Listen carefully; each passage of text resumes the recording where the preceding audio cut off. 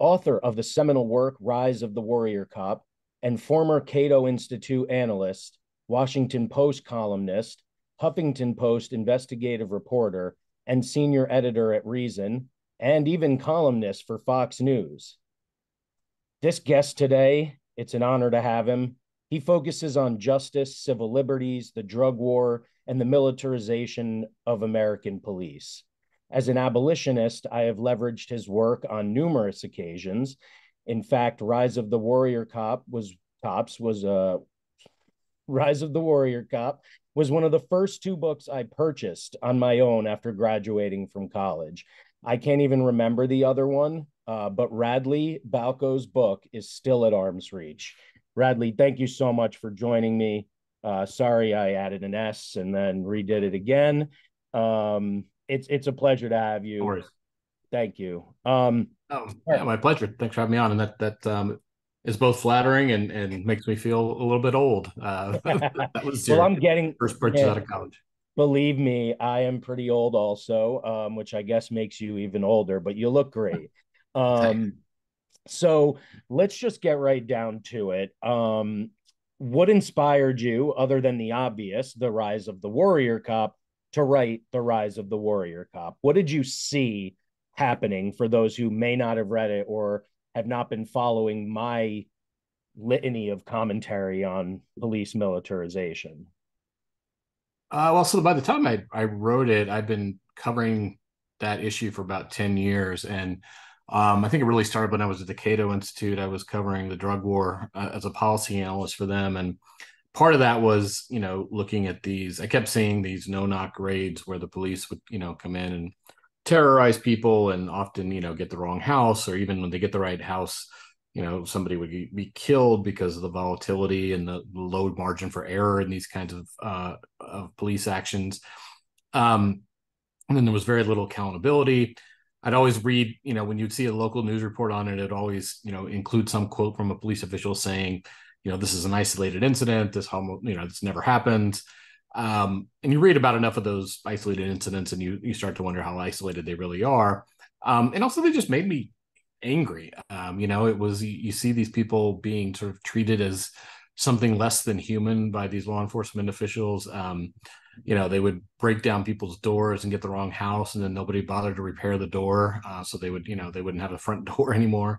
Or they would kill a pet, usually a dog. They would, terrorize children, point their guns at children, and no one would ever be held accountable. And so it kind of became sort of a de facto beat for me, these raids, and part of what drove the frequency of these raids, the increased frequency, was police militarization and this kind of general trend toward police officers being armed and trained and basically like soldiers, and told that they're fighting a war of some kind. The interesting thing is I had actually pitched a version of this book probably in the late 2000s, and was roundly rejected by pretty much every publisher. And basically the Let me just stop you. First of Sure. all, this has been a fantastic answer. I'm Mhm. loving this. Thank you. But I want to correct something. If you pitched this in 2010-ish and Yeah. got rejected, meaning that this ended up coming out later, Mhm. my whole intro is total bullshit because I Ah, graduated college in 2003. But I guess oh, what stands out then is that it feels like I've had it forever. So, well, you like, could have. I mean, you may have bought it after 10 years after it came out. I don't know. no, no. As soon as Okay. it came out, I was like, "Oh yeah, this is what I want." So interesting that I kind of created that story in my mind. Sorry Yeah. to interrupt. Moving on. So No you said worries. it Yeah. was rejected in the early 2010s, and what did they say? Well, somewhere it was probably late 2000, 2007, 8, 9, somewhere in Oh, there. okay, got you. And the overwhelming feedback I got from editors, or my literary agent got from editors, was that they personally loved the book and wanted to edit it, but that their bosses, the publishers, didn't think a book like that would sell, that it wouldn't have much of a market. Then a very interesting thing happened, which was the Occupy protests started happening around the country, and the police start really cracking down on the Occupy protest with SWAT teams and flash grenades and really aggressive tactics. And there's a lot of backlash to that. And then when that started happening, I started to get contacted by publishers asking me to write this book. And I thought that was interesting because when the original proposal was talking about how these tactics are primarily used against marginalized communities, people of color, and now when these overwhelmingly white kids are getting beaten up by cops in the Occupy protests, now all of a sudden people think, oh, people are going to buy this book. Now we want to sell it. But whatever happened, like, it was good for me. I wrote the book. It was published in 2013, and it did well. It wasn't a bestseller right out of the gate, but it's been a very slow, kind of steady burn. It's become kind of a go-to book in a lot of criminal justice courses. It weirdly sort of gets a bump whenever there's a police shooting or police abuse in the news, which puts me in the kind of the strange position of kind of benefiting professionally and financially when horrible things happen to people. So, I've tried to sort of reconcile with that a little bit. After the George Floyd protest, the book, got a huge surge, and I donated half the proceeds to a couple of charities. But for the most part, it's been really gratifying. I know the book is actually taught at a number of police academies and police training courses. So there are, the book is obviously not well received in a lot of law enforcement circles, but among kind of police officers and police trainers, particularly, who I think kind of get it and understand, this is a bad thing for police relationships. It's been adopted there too. Really interesting. All right, so let's pick that apart real quick. I know the feeling of having even a mention in a college course. Sometimes my music has been used, and that felt amazing. So to be one of those scholars and authors taught is really cool, and I'm glad to see that. I'm seeing it more and more from younger kids. My daughters are at that age now, and hearing that some abolitionist books are being taught. I went to Vassar, and it was what they would call a liberal education. Of course, it was left of liberal, and we still weren't touching on that yet back then, in the late 90s, early 2000s. So all of that's incredible. I really appreciate you mentioning that it's a weird place to be to earn profit off of that. I never talked to Alex Vitale about that when I interviewed him, but I know he goes through the same thing because his book, The End of Policing, always gets that same bump. And it's super cool you donated to charities, hopefully good ones. I trust that they were. And then, obviously the part that I couldn't help but react to was that it's being used by some trainers for a police. So let me just say that my experience, or I shouldn't say my experience with training, what I've read and watched of police trainings have been more akin to what you were saying earlier in the conversation, that they're talking to them like this is a war, that they're, and against enemy combatants, and they have the military weaponry. And a lot of these trainers come from the military and they say crazy shit. So, first, it's great to hear that that's happening. Let me know your thoughts on the idea that better training would solve this problem that we've talked about. Yeah, well, look, I mean, I guess a couple of things I'd address in kind of the premise. One is, the places where the book is used in training tend to be in cities or among sort of police executives who have a pretty kind of progressive outlook on policing, that they see policing as kind of a guardian role instead of a enforcer type role, or the kind of sheepdog role. I think there are two trends going on in policing. One is a trend toward sort of de-escalation, toward training officers and more in seeing themselves as guardians instead of warriors, in taking police out of areas like responding to people in mental health crisis, in schools, on subways. So I think that is a positive thing. At the same time, I think there's a very negative trend going on, which is You've got people like Dave Grossman and Caliber Press that are training officers basically to be more aggressive and to shoot people more often. And this idea that they are warriors, that they are, the sort of it's them against the world. It's this very kind of militaristic battlefield mindset that they instill in police officers, and it's extremely destructive. There have been a number of officers over the years who have shot and killed people in these situations who took one of these courses. And it's also I've made this point many times, and if it's heard wrong, it can be somewhat controversial, I guess, but it's a lot braver to hold your fire than it is to shoot somebody. When a police officer arrives at the scene and they see something that they perceive as a threat, and you're 50 feet away, it's really easy to pull out your gun and fill whatever's there in your sights full of bullets. It takes some restraint and bravery to hold your fire, because the gun that 12-year-old kid is holding might be a BB gun, or it might be a water gun, right? So this idea that cops need to, the whole point of this kind of Grossman Caliber Press training is that we have there's this sort of very human I don't know what the word is, break that we have, this human hurdle we have to get over before we're willing to kill someone. And their training is that we have to get rid of that, right? That you have to put that aside so that you can kill people more quickly without having any sort of hesitation. And that's a really dangerous stuff. I mean, and I think a lot of these police shootings that we've seen, where they mistake some completely innocuous object for a gun, is the result of that training. In terms of is training going to get us out of this, get us out of these problems? I don't think training by itself is going to do it. I think we need a complete overhaul of police culture, and that's going to be extremely difficult. I don't know how you sort of change a culture willfully. Culture tends to evolve kind of organically.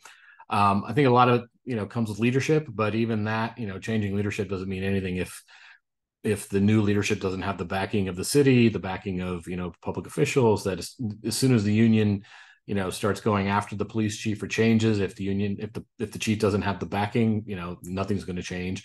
The unions are going to be a big barrier to changing culture, right? Because they institute this stuff. I mean, one of the more striking examples of this, I remember in Los Angeles, the LAPD several years ago, the police chief there, or maybe it was the sheriff's office, I can't remember, one of the two big LA police agencies, the head of it wanted to give out an award every year called the something like the Respect for Human Life Award or something.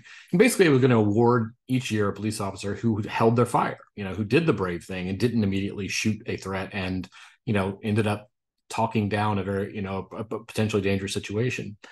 And the union raised holy hell about it. Like, you're going to reward these officers, are probably going to get some sort of financial incentive, and the union's against it because they thought that if you start rewarding officers for not killing people, that would put other officers at risk because they would hesitate before killing people as well. So, I think there's a huge problem in police culture right now. I think it's reinforced by politicians, by police unions. There is,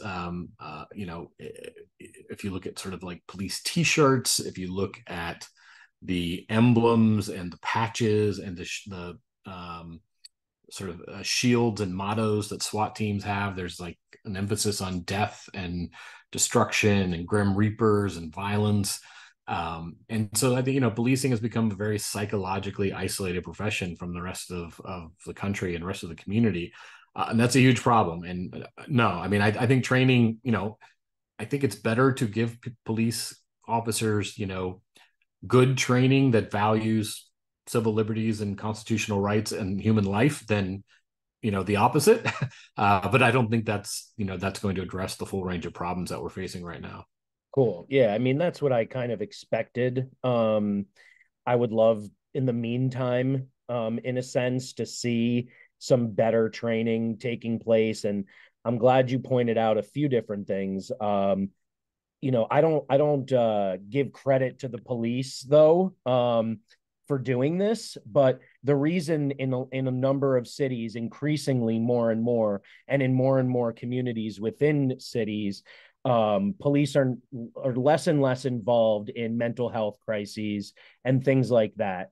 But that's because of the work of abolitionists, harm reductionists, mutual aid and dual power focused community organizers, and that's been incredible.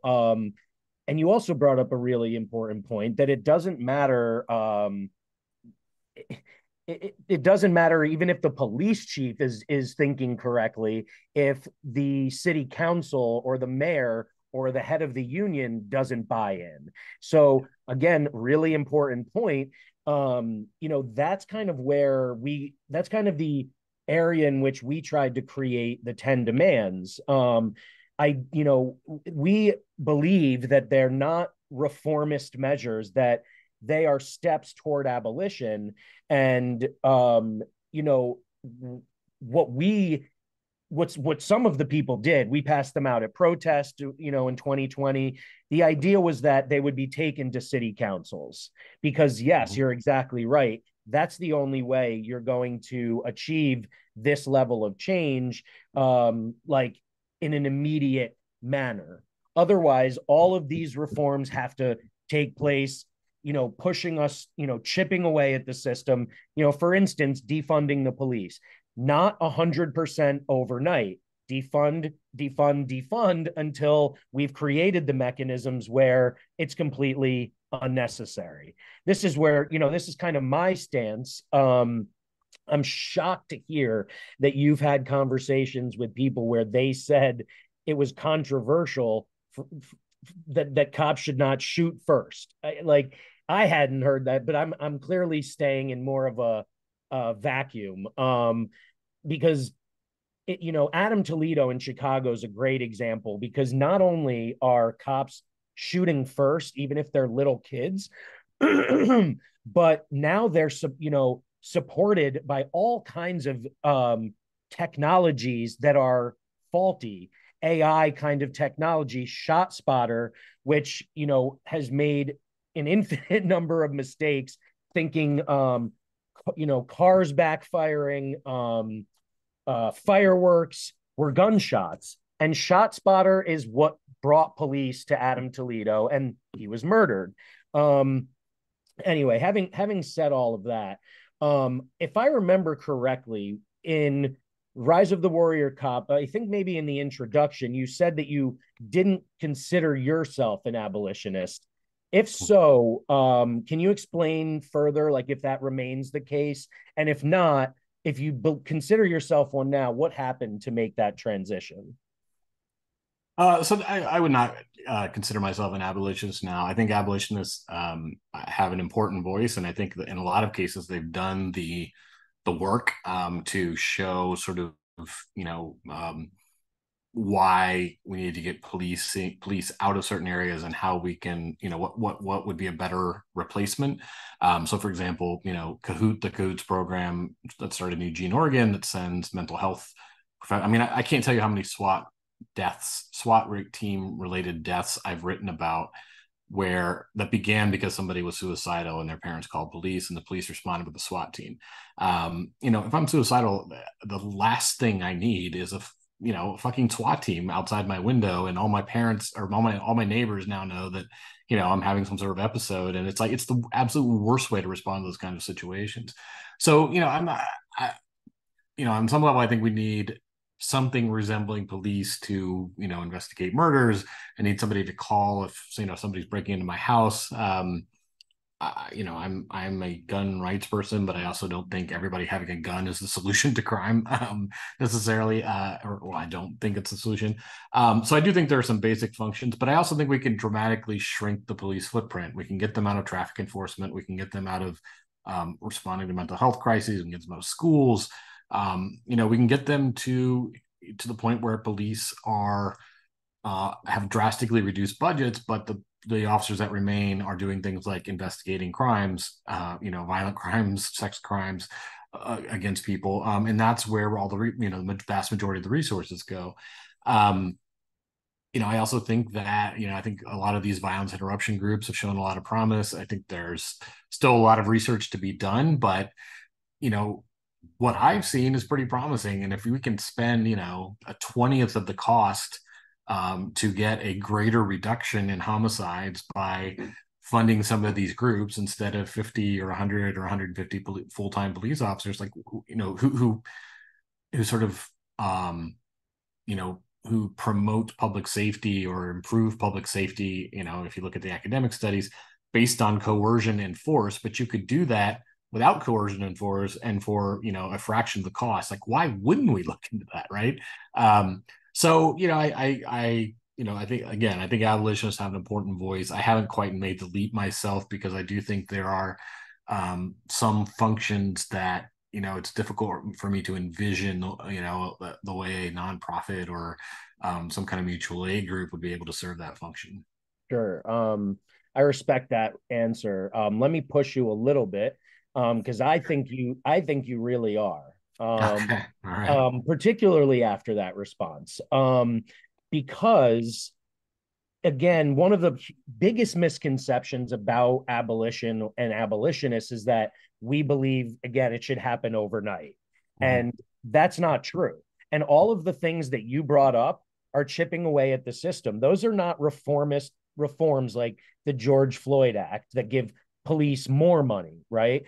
Right. You're talking about taking them out of schools, taking them out of traffic stops, And the taking them big one is also drug enforcement. I mean, that's the right. first thing I'll get them out of. Yes, another great example. That's the beginning.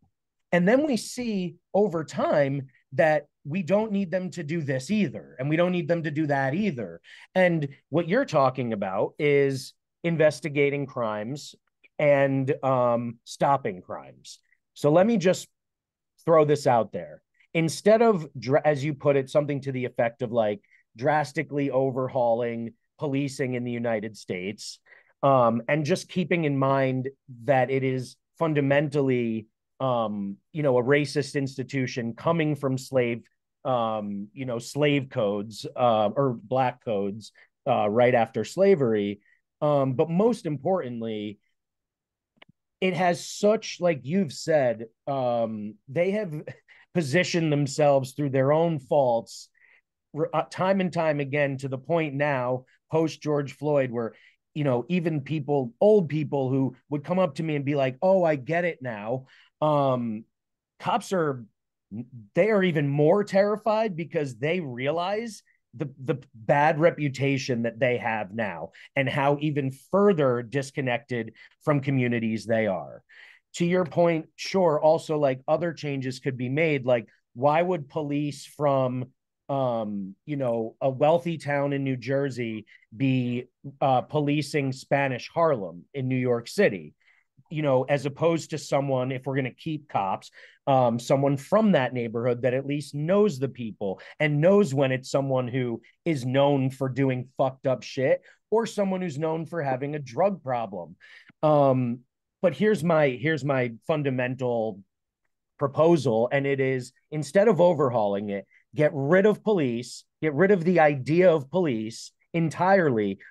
But, and I'll tell you why also, cops don't stop crime. That's a misnomer. And cops only solve 2% of the most of the only solve 2% of all major crimes. So, and of course, kill 3 to 6 plus people a day and 25 dogs a day. And so instead of overhauling it, get rid of the whole idea of it and create, like you brought up, these community violence prevention groups. Instead of having police officers investigate violent crimes, just have like brilliant fucking detectives and forensic psychologists solve the crimes.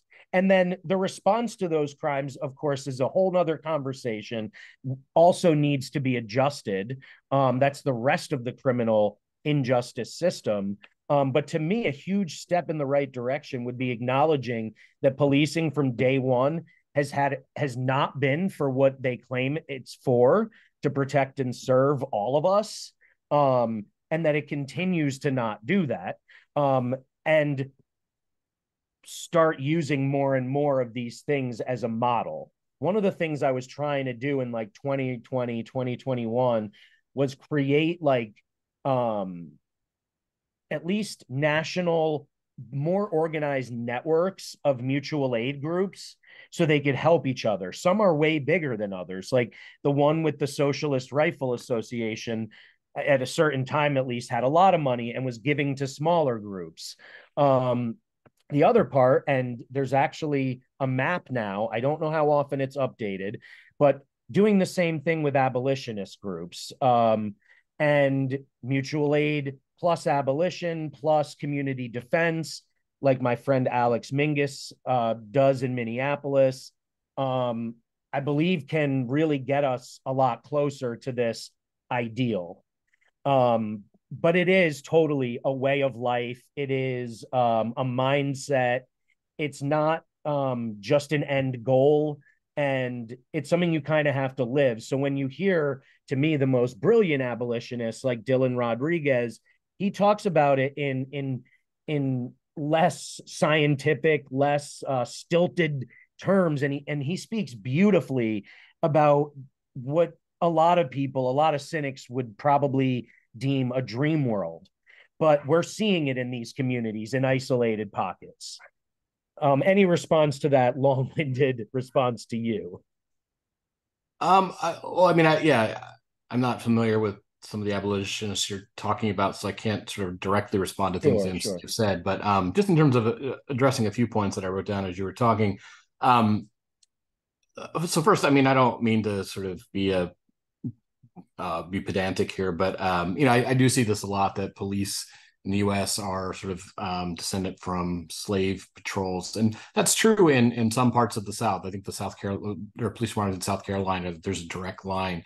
But for the most part, I mean, policing in the U.S. didn't really start up. The police agencies that we think of now, like the NYPD, didn't start up until the early 20th century, like the early 1900s. So I wasn't suggesting all of them had that line. In no, I fact, know, but I have seen that argument out there, and I mean, I do think that policing is, there are systemic racism problems within policing and law enforcement. I completely believe that, but I do think it overstates the case a little bit to say that kind of the tradition of policing in the U.S. comes from slave patrols. The thing though is that I think the George Floyd protest moved the needle more than probably anything in any moment or incident since I've been covering this issue, which is about 20 years. But policing police are as unpopular now as they've ever been. However, if you look at the polling, it's still over 50% approval. I mean, police are still, more respected than just about any other institution, including journalism and the media. So it's still, I don't think we're at the point where the public is completely ready for no. An abolitionist argument. Although I think they are ready for things like getting police out of traffic enforcement and mental health crises and that sort of thing. The other thing is which is huge progress, right?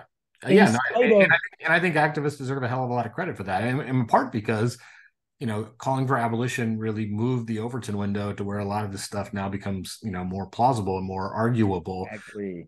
But when I raise that point, a lot of abolitionists are like, no, that's not what we want. We want full abolition, But yes, we do, and every abolitionist is different because we're all human beings, right?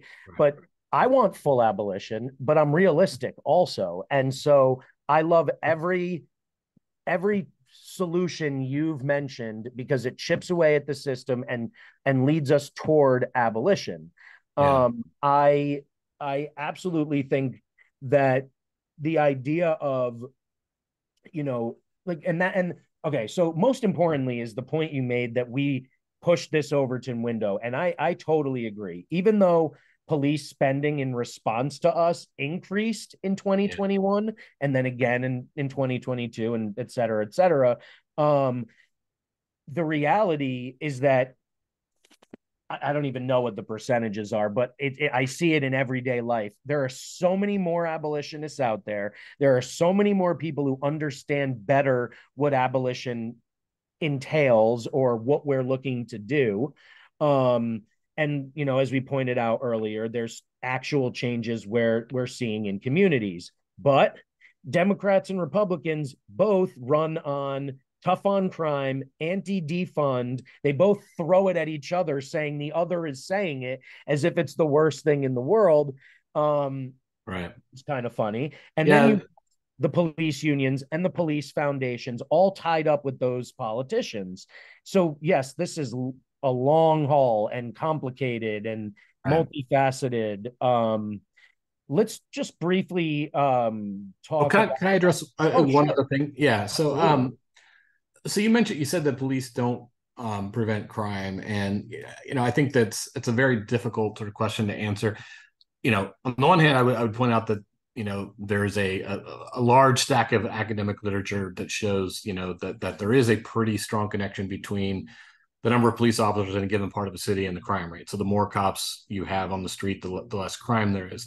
Now, there are questions about the robustness of those studies, and I know that John Poff, for example, has pointed out that this may not be a function of policing so much as what he calls the sentinel effect, which is that it could be anybody out there watching and people will commit fewer crimes. So it could be neighborhood watch groups, it could be private security, it could just be having more people on the street, which is, I think that's one reason why we saw violent crime go up during the pandemic, is that there were just fewer people, there are fewer witnesses, and people tend to commit crimes when there are no witnesses.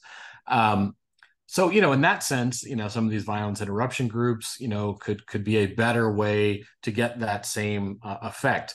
But, one thing I do think that abolitionists probably need to reckon with is that if you slowly start sort of phasing out police, you are going to have a lot more private security. I mean, people want to feel safe, so they're going to hire private security firms. And, as much as I think police aren't held nearly accountable enough for abuse and violating people's rights, it's going to be even harder, I think, in a lot of cases, to hold private security groups accountable when that happens. And so, I think that is one area that I think needs to be sort of, considered and addressed and rebutted, maybe, for an Mhm. abolitionist argument to take hold. Sure. I would say that, if I don't know the laws around private security institutions, but I would assume that if someone breaks the law, even under that, even while on the job, they would be handled the same way someone else would be. So if they're white and rich, they'll be fine. If they're black and poor, they probably won't be. Um, so that's my assumption. I totally agree that there would be more private security, but again, assuming they're not becoming vigilantes, which we're actually seeing illegally and in some cases persuaded by state governments anyway. Assuming they're just doing what security actually entails, which is protecting their employer, then we're not Mhm. going to have the same thing than we have with police, where they're going out and patrolling and looking for people they know to be criminals and targeting certain people, stopping and frisking them when we know that one interaction with police increases the likelihood of future criminality. Yeah. There's also a lot of studies saying that having more police creates not any less crime. And we have actual instances of it, like in New York City when they went on strike and crime went down.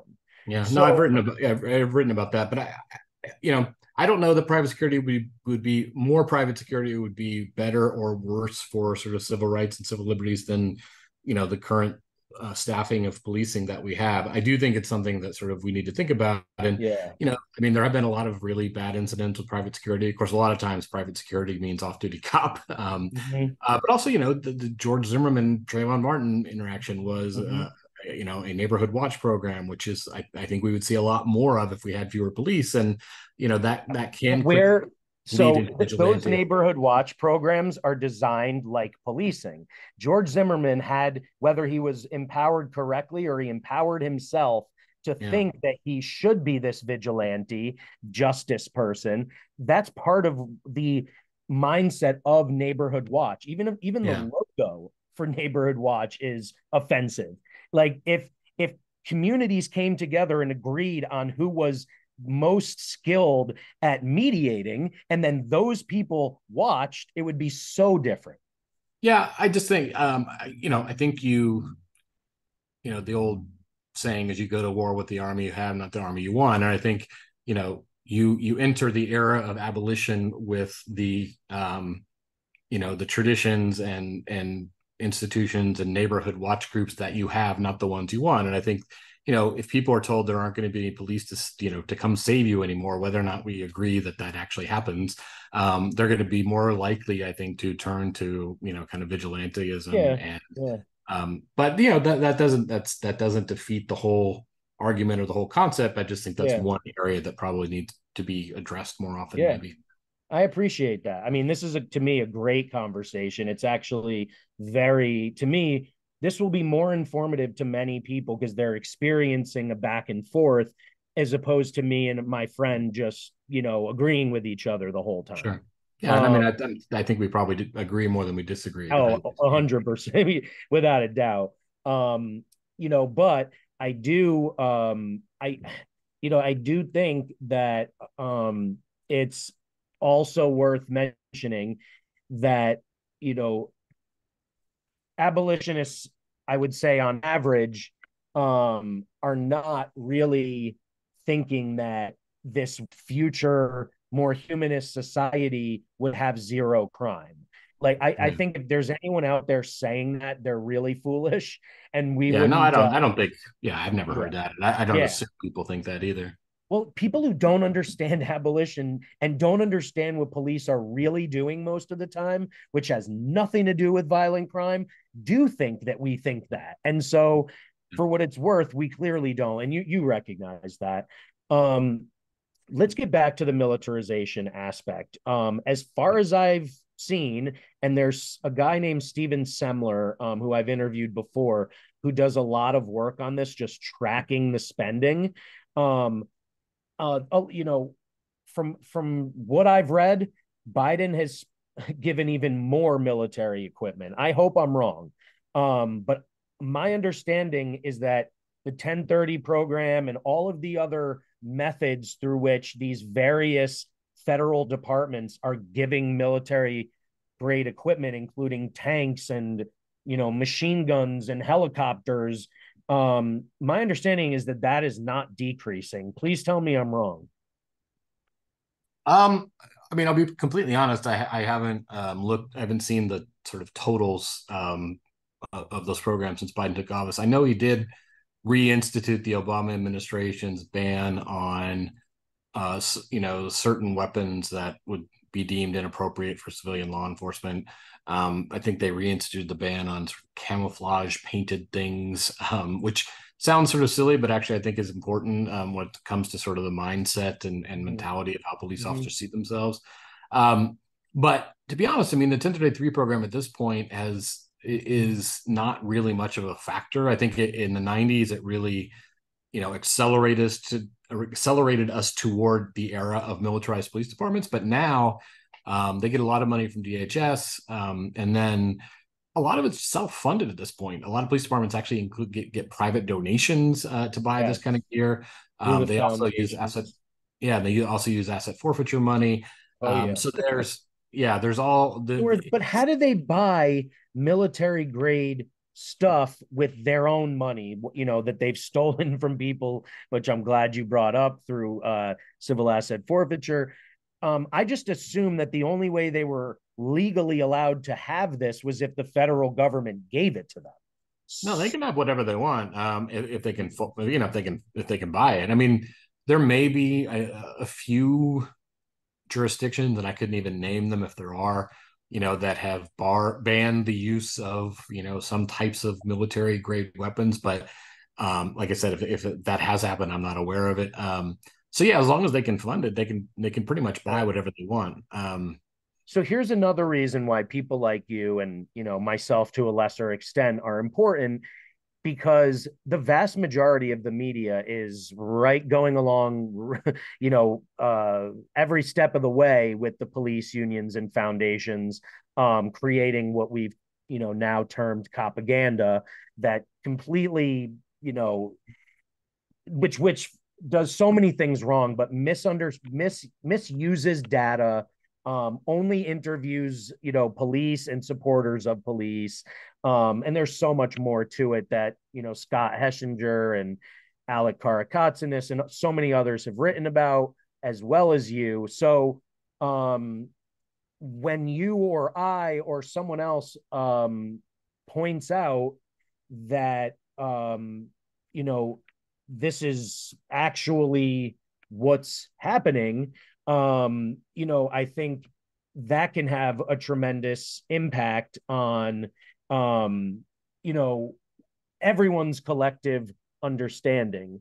You know, but it's interesting that, you know, that I'll give you an example. One of the first things I did after graduating college, I worked as a journalist in a like local town, you know, small town in Connecticut, in an area with very little crime actually. And the police, I put myself on the police commission beat, and they suddenly were asking for AR-15s, which were totally unnecessary. This was 2003, 2004.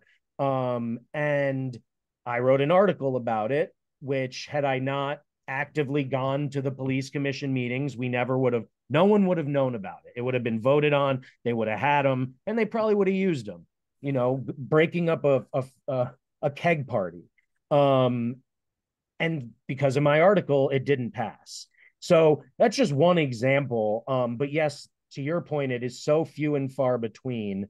And it sounds like it doesn't even matter what's being given when they have so much money to begin with, and they'll get it one way or another. Um, I think it's silly to you know, to me, what Biden has done in almost every case has been reformist. So saying no more private federal prisons just substantiates public prisons and state prisons, and all the other forms of carceral punishment. And you know, saying you can't have X gun and you can't use this paint says everything else you're doing with this weaponry is totally fine. But so given all of that, what do we Mhm. do where we're at today? Well, I mean, I think it's, you know, I understand what you're saying. Um, I think having a ban on, you know, giving away these certain types of guns, but not others, is better than no ban at all, right? And it's better than just continuing to do things the way they were before. Um, you know, I don't think there's a whole lot we can do about police militarization at this point. I think that, you know, the toothpaste is out of the tube. I think what we need is to encourage police leadership that gets these issues and that understands it. You know, I think the progressive prosecutor movement is a great model. I mean, I think, you know, making these political issues and making them campaign issues, you know, pressuring mayors to say you're going to hire a police chief who gets it and understands these issues, and making that a campaign issue is one way to do it. Same with city council members. You know, I think we've seen maybe one or two examples of this, but it'd be great to see, you know, anybody can run for sheriff. You don't even have to have a law enforcement background. So, you know, seeing people who, you know, want to institute reforms run for sheriff. I mean, sheriff's departments are really, you know, where there's good reform in this country, it's usually in big city police departments. I mean, sheriff's departments, you know, what we're seeing right now is a lot of, as cities are implementing reforms, a lot of cops who don't, you know, who are very sort of old school or part of that, you know, shoot first crowd, are leaving city police departments and joining sheriff's departments because that's where they can, you know, be the same kind of cop that they were before. So, you know, I think we need to see this movement start addressing those issues in those departments and those institutions as well. Um, you know, supporting elect. I mean, it really comes down to, and I emphasized in the book over and over again. You know, it probably sounds defensive how many times I say this isn't an anti-cop book, but it's an anti-politician book, because I think all of these issues and problems began with politicians declaring war on drugs, taking that sort of war metaphor very literally at some points. You know, passing these policies that made police more militaristic, that made them trained and armed like police officers to adopt a soldier's mindset, passing policies at the state, local, and federal level that make police less accountable, more difficult to be held accountable. I mean, right now, because of you know, Congress's sort of ineptitude or sort of disinterest in these issues, and because of the Supreme Court, it is impossible. It is now all but impossible to sue a federal police officer, no matter how badly they abuse you, how much they sort of egregiously offend your constitutional rights. I mean, in the most recent case where somebody tried to sue a federal police officer, the agreed to facts of the case were that this federal officer conspired with other federal officers to frame an innocent woman for various, horrible crimes for which I think she got a very significant prison sentence. Supreme Court ruled, even if all that's true, you can't sue this federal police officer because of all these, policies that we have in place. That is insane. I mean, that is a recipe for, continued ongoing systemic abuse.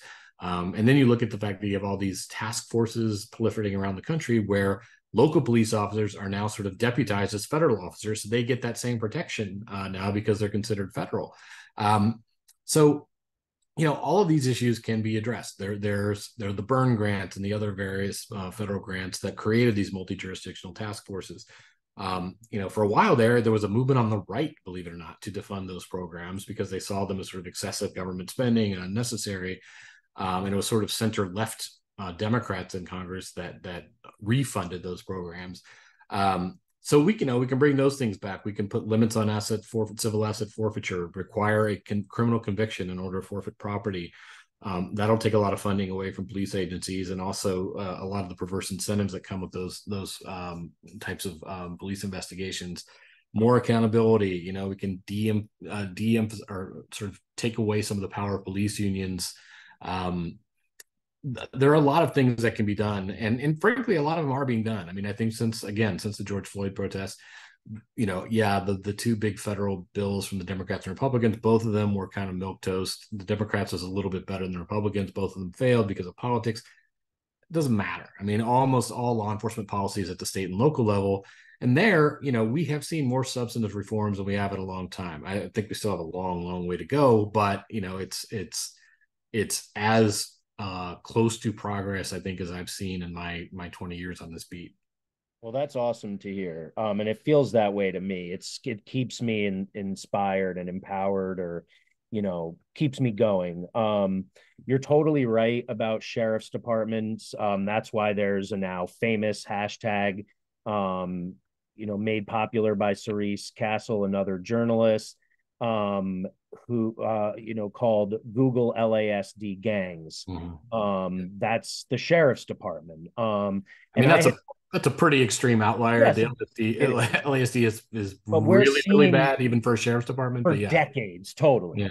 But we're seeing more and more sheriff's departments moving in that direction. And I've never heard anyone suggest becoming sheriff. So I love that idea. Also police commissions, because you can have a little bit of power in those scenarios. I do think one thing I just want to say that sort of arguing with myself here, I guess, but we have seen a ton of progress on the local level. We've also seen a lot of pushback against progress in the local level. So here in Nashville, for example, the voters overwhelmingly passed a bill that created a civilian review board. So, we had a citizens review board that could review police misconduct and police abuse. And last year, the state legislature passed a law basically, nullifying our civilian review board. And we're seeing that in Texas and several other states also. So, I think I think in order to bring real reform, substantive reform, you have to keep your eye on all levels of government. You can get good people elected to your, city council and mayor and whatever else, sheriff, DA. But if you have a state legislature that's going to undo all of that, then you need to focus there too. Yep. Good point. And you reminded me of the DA mention. A number of progressive DAs have been elected and of course faced recalls and all kinds of hate from both sides of the proverbial aisle. But they're really, and you look at Florida. DeSantis has removed 2 DAs now without any input from voters, just unilaterally took them out of office, which is another extreme case, a total maniac down there. But yeah, even I mean, even the hate that Mike Schmidt in Portland has gotten from both sides after being elected, by a huge margin. Yeah. Which to like just demonstrating how tough all of this is. But you're totally right, local and also state. So we did create as 10 demands these form letters, which you could send to your governor and your state and even federal Congress people. But I honestly, I think you didn't necessarily say it, but I spend the least amount of time and effort and thought on the federal level because I have the least control over it. And it's the furthest from the things that affect me and my people. And by my people, I mean just humans, poor people who get fucked over by cops, et cetera, et cetera. Um, you know, and I just think like certain things, like for instance, civil asset forfeiture, why make it only upon conviction? Isn't the conviction and sentence, which typically would include prison time, or electronic monitoring, which is at home prison, why take their money too? Like when someone is even put in jail for a night, it can destroy their entire family. Well, in terms of requiring a conviction, I mean, I think the philosophy behind it, and I don't think this is, I don't personally find this all that objectionable, is that the government should be able to take any money that you made in furtherance of a crime. So if you're I don't know, running a pyramid scheme, right? And you make a bunch of money off of it. You get convicted, you get sentenced to whatever 5 years in prison, but the government takes whatever money you made from that scheme and hopefully And reimburses people or exactly, right. that's the problem. That Yeah, money, but the idea generally is that you shouldn't make money from, I sure I get crimes. that. Yeah. I get But what happened is in the drug war, people like Rudy Giuliani at the time was U.S. attorney, decided that we needed this extra weapon, and so they took this. They really bastardized this old maritime law that allowed the government to confiscate, pirated goods from ships, and applied it to drug war and said, all right, well now we're going to say property itself can be guilty of a crime. So if you use your house, to sell drugs, if you're selling pot in your carport, your house is guilty of that crime, and so the government can now take your house. And generally, what it's used for is just, or the way we've seen it used is cops will pull people over and along the side of the road, and they'll say, how much cash do you have on you? And you say, a few $100, and they'll say, well, either you sign this form in which you give this cash over to me in my police department, or I'm going to arrest you, your car is going to be impounded, you're going to spend a few days in jail, you're going to have to, if you're visiting another state, you're going to have to come back for court. The cost of fighting all of that is much more than whatever they took from you. And so, I mean, there are documented cases of this. I mean, these just turn into shakedowns along, basically legalized highway robbery. Um, exactly. and you have parents who lost their houses because their kids were selling dope out of out of their bedroom. It's just this, yeah, it's an incredibly. I mean, not only that, but it warps the priorities, perverts the priorities of police departments. I just listened to a really good podcast called Bayou Betrayal, which is about one of these task forces in New Orleans that was all different kinds of corrupt. But the corruption started when the DEA started telling its agents that their job performance was based not on how much, what quantity of illegal drugs they had seized, but how much cash they could seize and bring back to the DEA, to the agency. And so what happened is you'd have these agents, they would get a tip from an informant that there's a big drug stash at a house somewhere. And they would wait until the drugs had been sold and were out on the street. And then they would bust the place because a house full of drugs doesn't, there's no benefit to the DEA for that, but a house full of cash, all that money goes back to the DEA. And so literally the agency tasked with taking drugs off the street was waiting until the drugs were on the street in order to bust people. And that's what forfeiture's done. It's really, it's created these really ugly, perverse incentives. And before I let you go, because I know you're busy, there's a few other aspects to this that just blow my mind. Last I checked, it is essentially legal for cops to rape people in their custody in 35 states, including New York, where I live. And that's that's pejorative, I guess. But to be clear, what it means is they can have sex with someone in custody. And as far as I'm concerned, if you're a cop in a position of power and you have just arrested and handcuffed someone, that's automatically rape, and that is legal. Then we have this phenomenon called wandering cops. Derek Chauvin's not an example, but he was involved with 5 police killings before killing George Floyd. But then you have these wandering cops who actually do get in trouble, don't go to prison, and just move on down the street or to the next county over.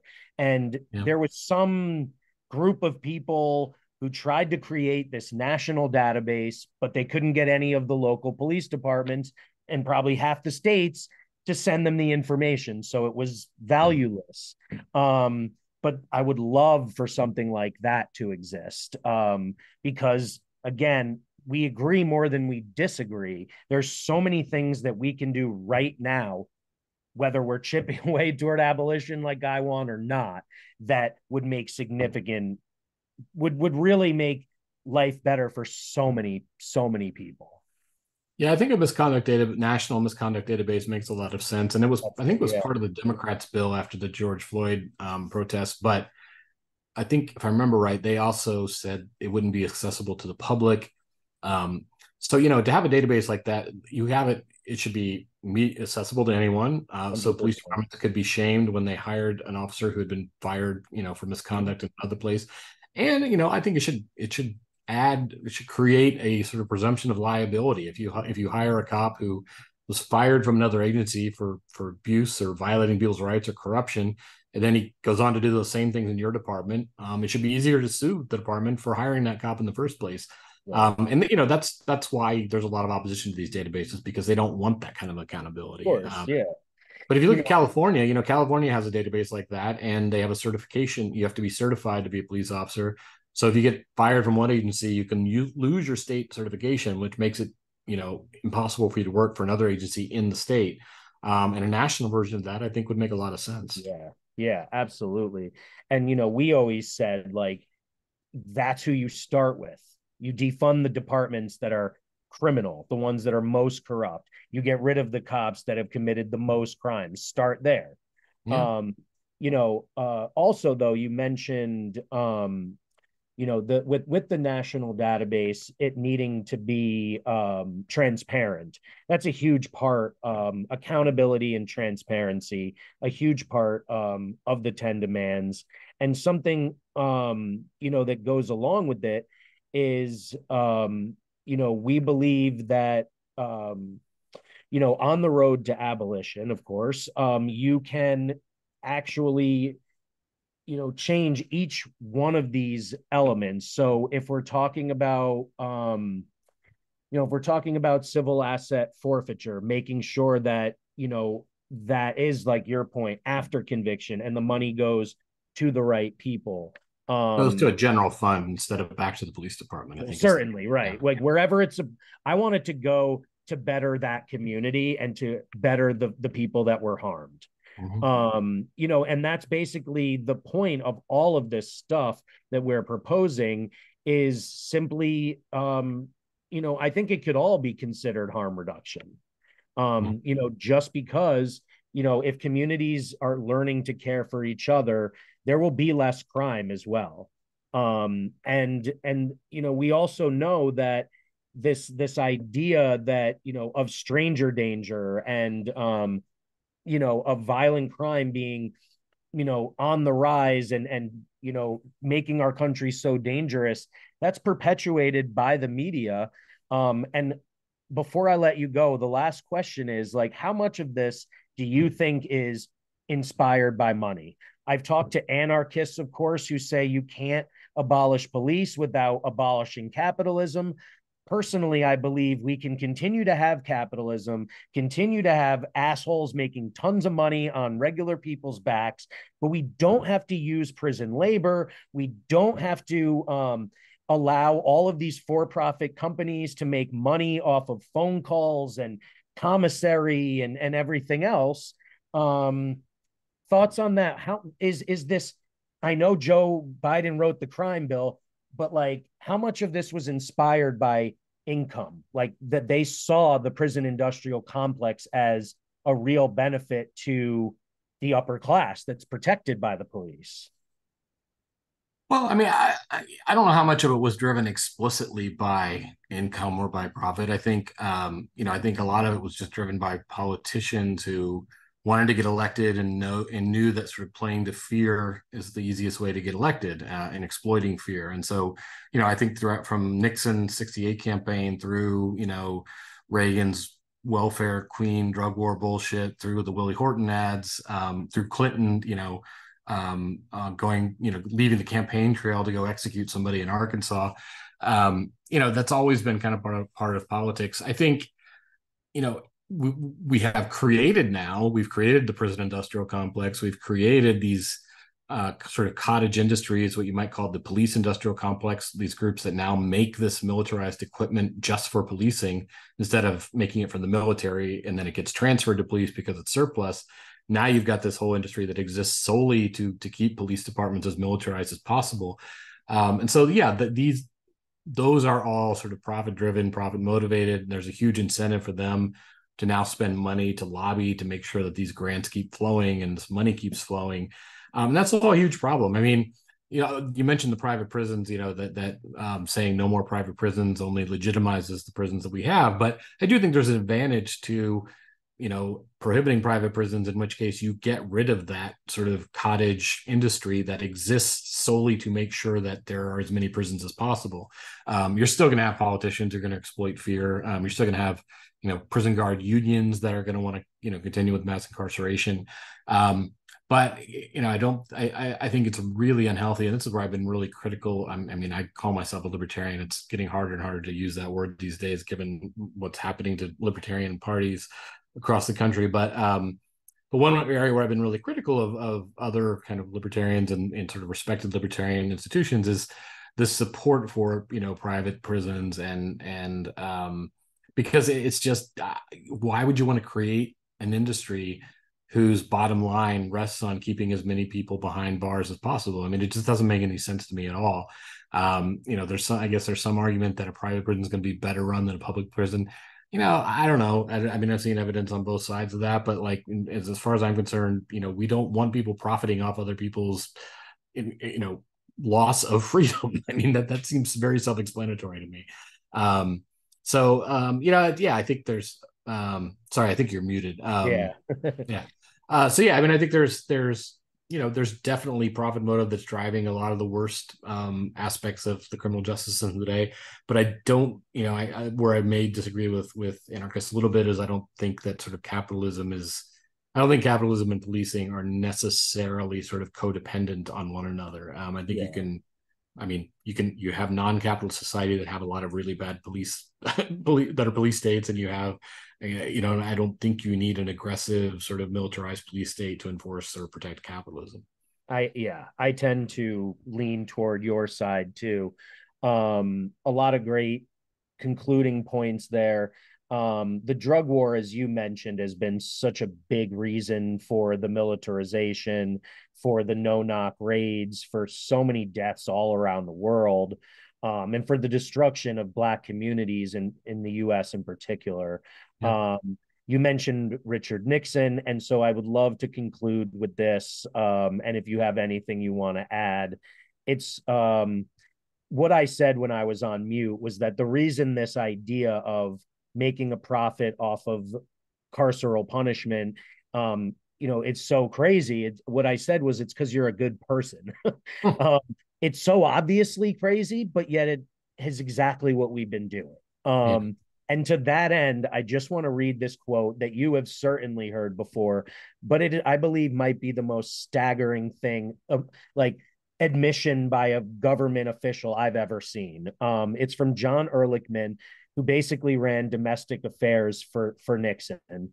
And he said, the Nixon campaign in 1968 and the Nixon White House after that had two enemies, the anti-war left and Black people. You understand what I'm saying? We knew we couldn't make it illegal to be either against the war or Black, but by getting the public to associate the hippies with marijuana and Blacks with heroin and then criminalizing both heavily, we could disrupt those communities. We could arrest their leaders, raid their homes, break up their meetings, and vilify them night after night on the evening news. Did we know we were lying about the drugs? Of course we did. Yeah. I mean, if you read Dan Baum's book, Smoke and Mirrors, which is kind of a history of the drug war, he also interviewed a lot of former Nixon people who said the same thing, although not quite as explicitly. And yeah, it's it was a very cynical campaign that was the idea was to appeal to racism, appeal to white people's fear of black crime. And it worked. It worked for Nixon, it worked for Reagan, it worked for Clinton. So yeah, the only other thing I would add, if I could, is I am an independent journalist. So if your listeners want to check out my work, I'm at Substack. It's bradleybalco.substack.com. It's called The Watch. It's free, but I also take subscriptions to help continue to support my work. So yeah, I am a huge fan of all of your work, or you wouldn't be on here. Your writing is fantastic. You're not just knowledgeable and on the right side. The Substack is great. I've been following it as you've been sharing articles. I do highly recommend everyone does the same.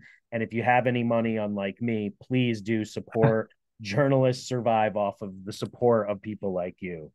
thanks for Bradley, having me on. I appreciate it. freaking great, This was man. fun. Thank you so much. Okay. Take care. You too.